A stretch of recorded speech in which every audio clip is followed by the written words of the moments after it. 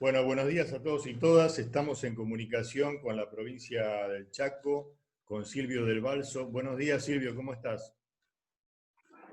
Buen día Arturo. Arturo es mi Gracias por el nombre. espacio. No, al contrario, gracias por atendernos.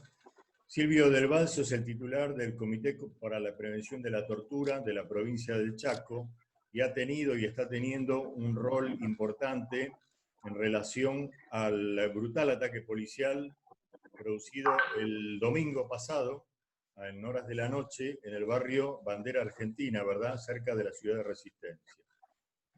La Sí. información con la que contamos y que nos lleva a una gran preocupación por lo que está ocurriendo con la comunidad QOM y el rol de la policía, es que la información que teníamos hasta el día jueves a la tarde, es que la familia Sarabia Fernández, que fue la familia agredida, no contaba con defensor, con abogado defensor, y que por otro lado, en contraposición a por lo menos a la expresión pública del presidente de la Nación, condenando el hecho, no había un paralelo en el Ejecutivo Provincial sobre eso. Por lo menos la información que tenemos. Silvio, vos nos podés contar cómo está la situación hoy día respecto de esta grave violación a los derechos humanos.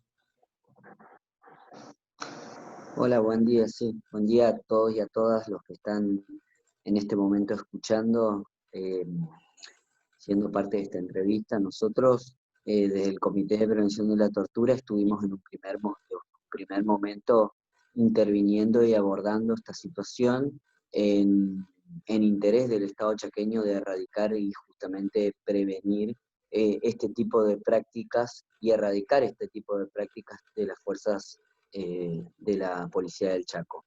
Este tipo de prácticas no son nuevas. En este caso, como lo dije en varias entrevistas, tuvo la posibilidad la persona de poder filmar, digamos, la situación y de que esto sea viralizado en diferentes lugares, pero nosotros tenemos registrado y tenemos relevado y tenemos sistematizado muchas de estas denuncias que se vienen sucediendo hace muchos años. Por algo, en el Chaco y en otras provincias hoy, digo en el Chaco porque fue el primero en el país, existe un mecanismo que se llama Comité de Prevención de la Tortura, ¿no? Y El acá en nombre Provincia de ya... Buenos Aires no lo conozco. Si funciona, si existe, creo que no. Pero bueno, muy, sí, muy sí, bueno el dato. ¿Sí? está el proyecto de ley en la legislatura de Buenos Aires Ajá. de la creación del mecanismo, porque salen por ley como el Defensor del Pueblo, son Ah, ok. organismos constitucionales, Ok. pero por definición del Consejo Federal, porque nos parece Buenos Aires una de las provincias más importantes, digamos, en relación a esto, por los Sí, números, sí, sí.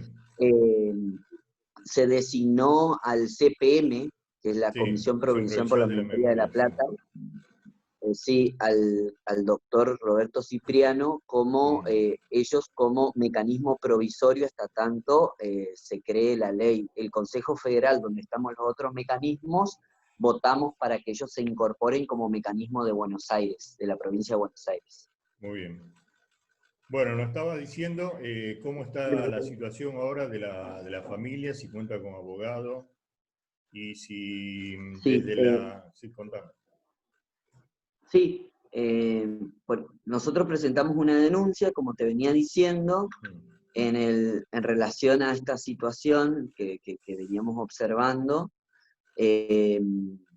y se generó un expediente que se llamó Comité de Prevención a Tortura sobre remite actuaciones, el número en este momento no lo recuerdo, que todavía sigue caratulado de la misma manera porque no hay se están tomando testimoniales y no se ha tomado ninguna testimonial ninguna indagatoria en la Ajá, causa a los ajá. responsables como para empezar a determinar imputaciones, ¿no? Sí, Que eso es una de las cosas que tanto la Secretaría de Derechos Humanos en la Constitución de Querellante como nosotros hemos planteado en nuestros escritos.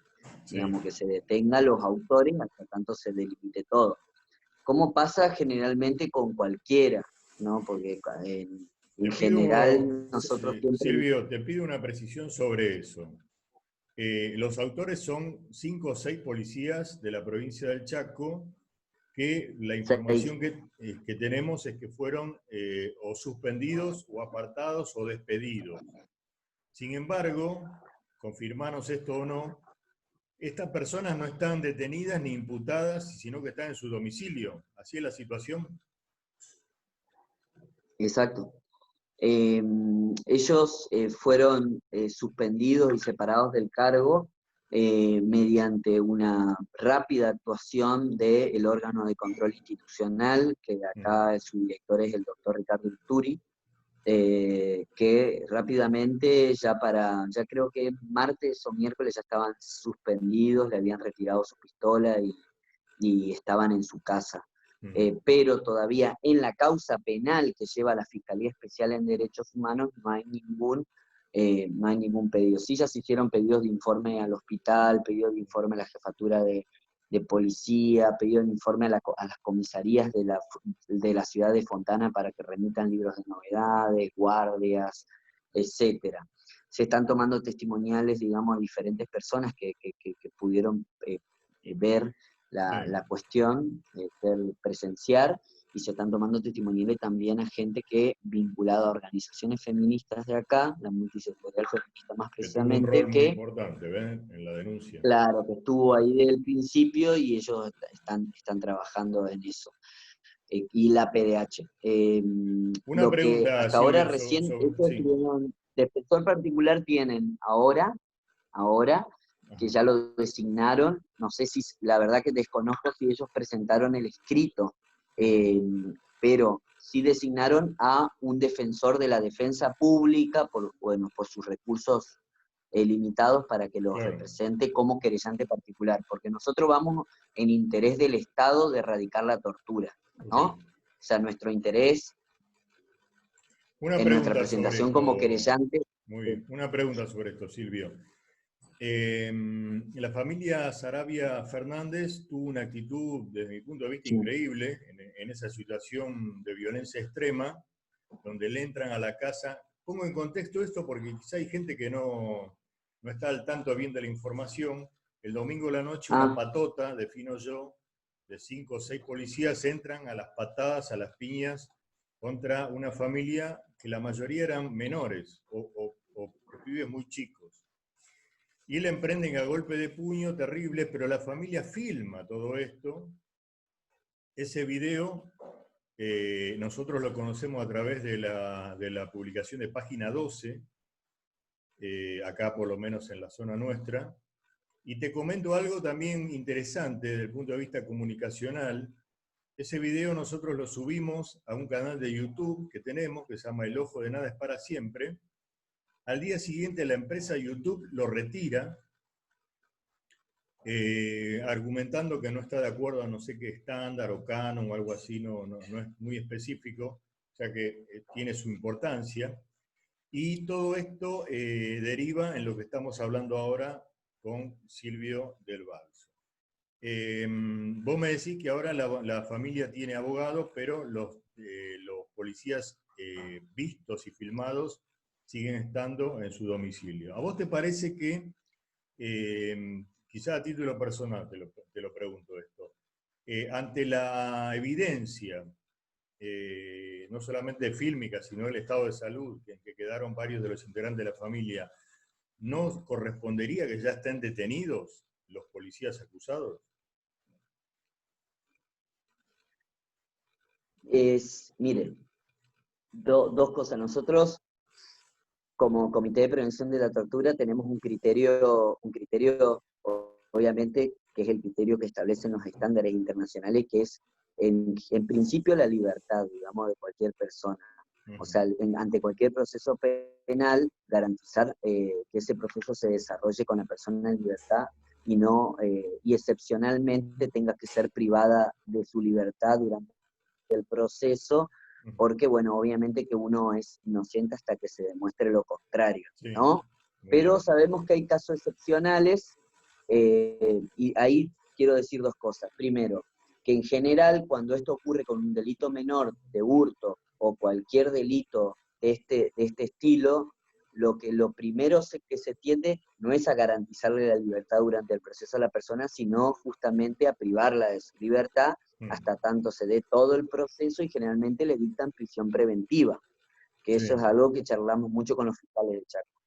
En este caso particular, si usted me pregunta a mí, yo creería que deberían estar detenidos porque justamente al ser agentes del Estado,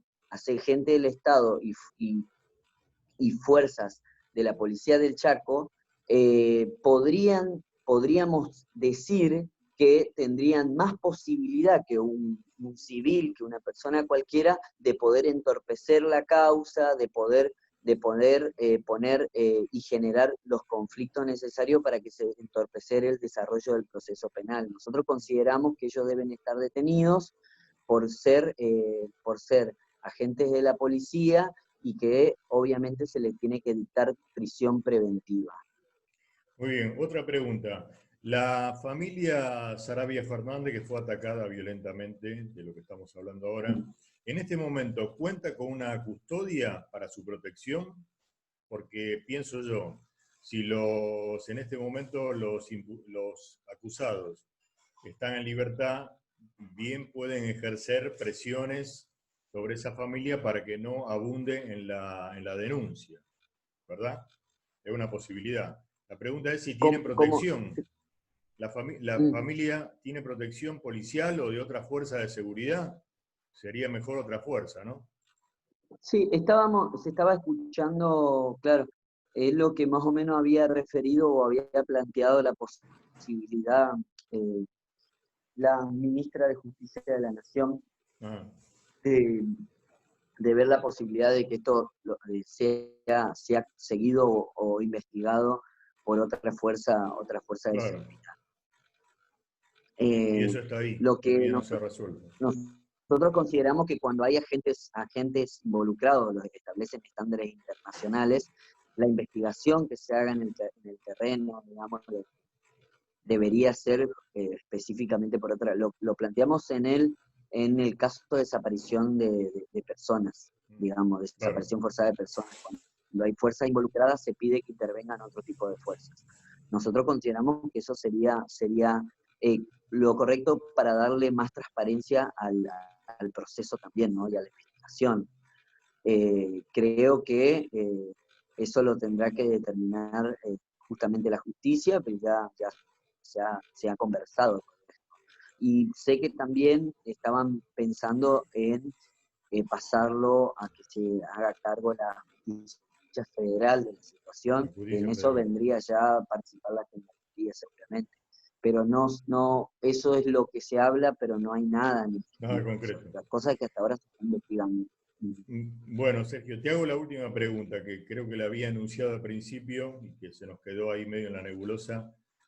Que había comentado que hubo un pronunciamiento público del presidente de la Nación. Vos me estás confirmando ahora que también la ministra de Seguridad de la Nación y creo que también la Secretaría de Derechos Humanos de Nación, a cargo de Pietragala, se habían pronunciado o participaron de la querella, eso no lo tengo bien claro. La pregunta es si el Poder Ejecutivo de la provincia del Chaco se ha expedido públicamente sobre el caso. Sí. El gobernador de la provincia del Chaco en el día jueves a la noche, si no me equivoco, ha pedido perdón por estos hechos en una reunión que tuvo con la policía y ha planteado varios puntos de reforma, que algunos son atinados que tienen que ver con la policía y otros que tienen que ver con otras políticas de seguridad diferentes. Pero sí lo ha hecho. La Secretaría de Derechos Humanos y Género de la provincia del Chaco se constituyó como querellante en la causa, de hecho, primero que nosotros. Lo que sí nosotros tenemos un criterio con respecto a que el Estado cometa ese tipo de violaciones que pasan, o sea, que vienen pasando hace mucho tiempo, y el mismo sea el que ante una situación se presente como querellante. Nosotros eso todavía no tenemos un criterio definido, pero hay actores como yo particularmente que no estamos de acuerdo, ¿no? Creemos que no es ético, digamos, eso. Nosotros nos presentamos como querellantes porque el mismo Código Procesal Penal de la provincia del Chaco, en el artículo 2, inciso C, nos autoriza en interés del Estado chaqueño a presentarnos como querellantes para erradicar la tortura, que participemos de todo ese tipo de procesos, así que por eso estamos. Con respecto a lo que dijo el presidente y la ministra de Nación y la Secretaría de Derechos Humanos, nosotros obviamente que apoyamos plenamente, como también creemos que el gobierno de la provincia del Chaco ha tomado las medidas que se tenían que tomar, más allá de que nosotros podamos tener criterios diferentes.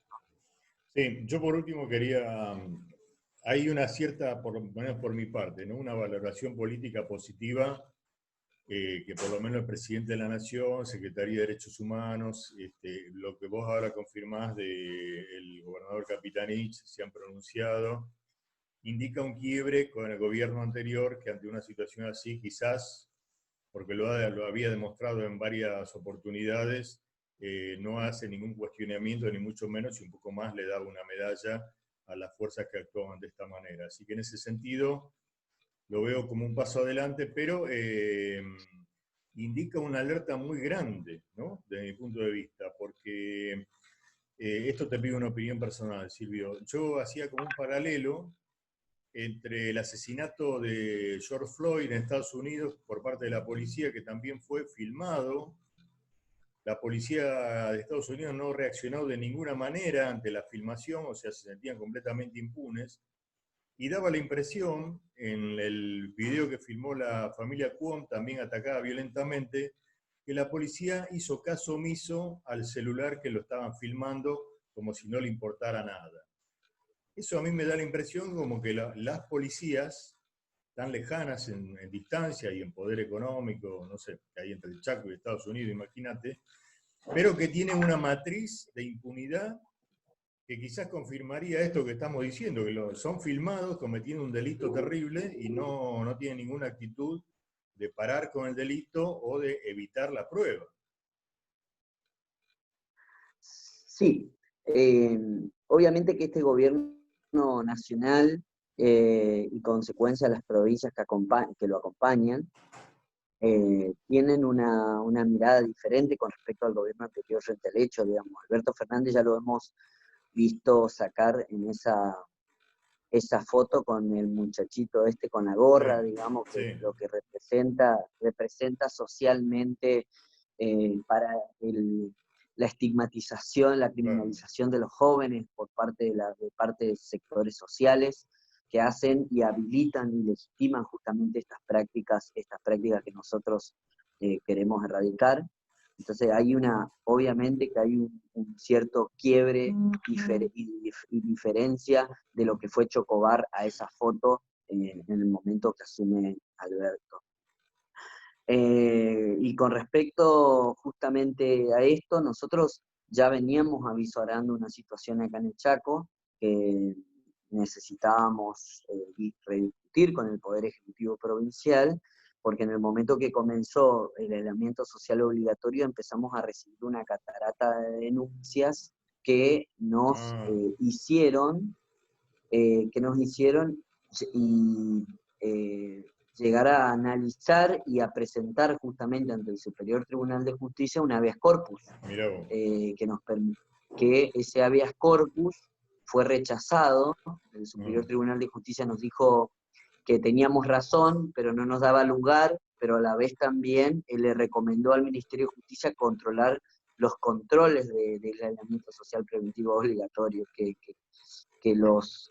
controle el funcionamiento policial en esos procedimientos. Obviamente que nosotros llegamos a eso de las primeras denuncias proponiendo recomendaciones con respecto a protocolos que se apliquen, que no tengan que ver con la detención, diciéndole que se estaban deteniendo personas en la vía pública y se estaban metiendo dentro de la celda con otras personas, que estaba sucediendo todo esto, y ante esa situación lo que hicimos fue presentar un habeas corpus y con todo ello una serie de denuncias relevadas por el propio organismo y videos con operativos que nosotros considerábamos que eran totalmente estigmatizantes, que fue el operativo Saturación, que fue un operativo que era un video oficial de la Policía del Chaco entrando a los barrios, cuando los casos que teníamos estaban en el centro, Claro. y el operativo toque de queda sanitario, que el Mm, nombre también era un poco